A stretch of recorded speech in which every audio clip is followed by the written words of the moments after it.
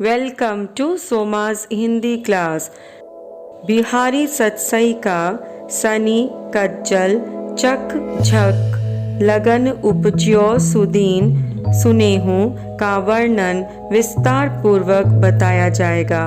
पहले शब्दार्थ, फिर अवतरण और दोहे का अर्थ इस वीडियो में बताया जाएगा। दोहा है, सनी कज्जल चक झक लगन उपज्यो सुदीन सनेहू, क्यों ना नृपति हुए भोग वे लही सुदेसु सबु देहु। पहले शब्दार्थ देख लें। शनि का अर्थ है शनिश्चर नामक ग्रह। इस ग्रह का रंग काला माना जाता है और वस्तुतः भी इस तारे का रंग देखने में श्याम प्रतीत होता है। शनि कज्जल का अर्थ है जिसमें कज्जल शनि है ऐसी। चख का अर्थ है आँख। झक का अर्थ है मछली। यह समस्त पद चक झक लगन का विशेषण है। इसमें बहुव्रीहि समास है। बहुव्रीहि समास किसे कहते हैं? यदि किसी सामासिक पद में प्रयुक्त प्रथम एवं द्वितीय दोनों पद अपना मूल अर्थ खोकर अन्य अर्थ प्रकट करने लगे तो उसे बहुव्रीहि समास कहते हैं। लगन शब्द में श्लिष्ट है। एक अर्थ है शुभ घड़ी। ज्योतिष शास्त्र के अनुसार मीन लगन में शनिश्चर पड़ने से राजयोग होता है। दूसरा अर्थ है मिलना।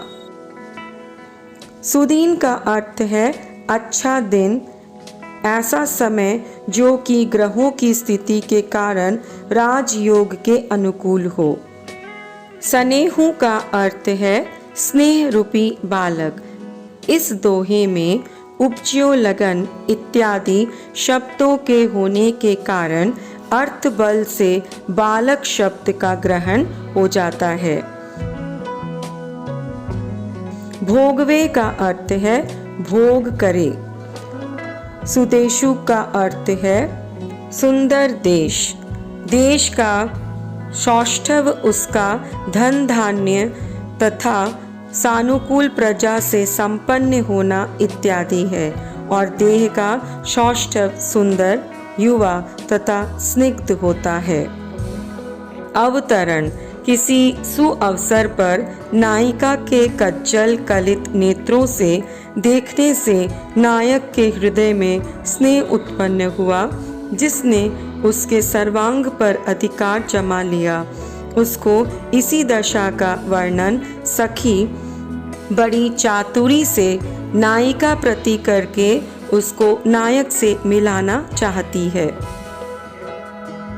यह दोहा बिहारी के ज्योतिष ज्ञान पर आधारित है।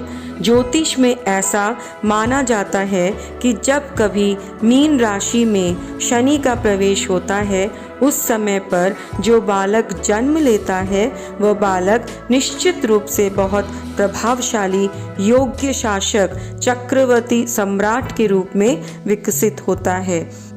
इसी बात को आधार बनाकर बिहारी अपनी श्रृंगारिक भावनाओं को अभिव्यक्त कर रहे हैं। श्रृंगार भावना क्या है? जब नायक नायिका के मन में संस्कार रूप में उपस्थित प्रेम जब रस की अवस्था को प्राप्त कर आस्वादन के योग्य हो जाता है तो वह श्रृंगार रस कहलाता है। इस पद में नायक ने नायिका के सुंदर काजल लगे नेत्रों को देखा है और वह इतना मुग्ध हो गया है कि वह हर स्थिति में उस नायिका से मिलना चाहता है। वह अपने मन के भाव को नायिका की सखी के सामने व्यक्त करता है। वह सखी नायिका के पास जाकर उसे संदेश देती है कि नायिका अब युवती हो गई है उसने अपने नेत्रों में काजल लगाया हुआ है। उस काजल के कारण उसके नेत्रों में जो सौंदर्य उत्पन्न हुआ है उससे नायक उसकी ओर आकर्षित हो गया है। दोहे का अर्थ कुछ इस प्रकार है। सखी नायिका से कह रही है कि काजल रूपी शनि ग्रह के नेत्र रूपी मीन राशि में स्थित होने से शुभ मुहूर्त में जो स्नेह रूपी शिशु उत्पन्न हुआ है वह राजा होकर संपूर्ण शरीर रूपी सुंदर प्रदेश को क्यों नहीं भोगेगा। कहने का तात्पर्य यह है कि वह अवश्य भोगेगा। तुम्हारे स्नेह ने उसके सर्वांगों पर अधिकार जमा लिया है।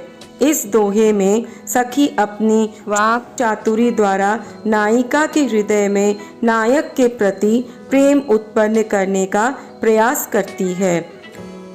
यह दोहा बिहारी के ज्योतिष ज्ञान का प्रतीक है। कहा जाता है शनि ग्रह जब मीन राशि में हो उस समय शिशु का जन्म होता है।